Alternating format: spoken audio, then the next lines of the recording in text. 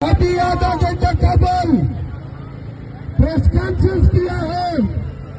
उन्होंने कहा कि मैं सुबह खुदकुशी करने वाला था, क्योंकि पीटीआई के 13 हल्के जो 17,000 से लेकर 1 लाख तक पीटीआई ने जीते थे, मुझसे जबरदस्ती लूट दिलवाए गए हैं।